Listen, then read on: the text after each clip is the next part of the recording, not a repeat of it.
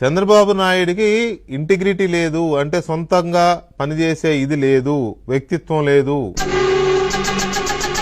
ఎందుకు అంటే ఆయన చుట్టూ ఉన్న వాళ్ళ మధ్య ఆయన ఒక జైలు ఖైదీలా ఉన్నాడు. ఆయన అధికారంలోకి వచ్చిన ప్రతిసారి తలమాసిన సలహాలు ఇవ్వడానికి ఎవరో ఒకరు తయారవుతారు. ఎందుకన్నాడో నాకు తెలియదు కానీ ఆయన ఒక ప్రిజనర్ లాగా ఉన్నాడు ఆయన చుట్టూ ఉన్న వాళ్ళ చేతిలో.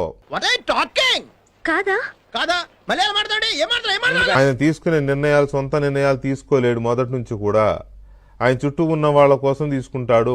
వాళ్ళ ఆలోచనల ప్రకారం ఈయన నిర్ణయాలు ఉంటాయి. కరెక్ట్, ఇది కరెక్ట్ గా చెప్పావయ్యా. చంద్రబాబు నాయుడు అసలు లీడరే కాదు.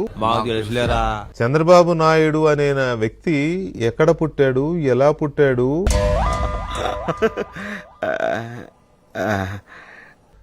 ఎలా పుట్టాడంటే ఐ మీన్ ఎలాంటి బ్యాక్ డ్రాప్ లో వచ్చాడు. మామ పార్టీ పెట్టినా కూడా మామ పార్టీలో చేరకుండా కాంగ్రెస్ పార్టీ నుంచే పోటీ చేసి ఓడిపోయిన తర్వాత కదా ఆయన మామగారు పెట్టిన పార్టీలో చేరింది. కొంతమంది స్వార్థ ప్రయోజనాల కోసం చంద్రబాబు నాయుడు అనే నాయకుడిని తయారు చేశారంట. ప్రతి టర్మ్ లో పక్కన చేరి దిక్కుమాలిన ప్రణాళికలు రూపొందించి ఆయనను అందులోకి లాగుతారు. How shame it is. ఏమైందిరా?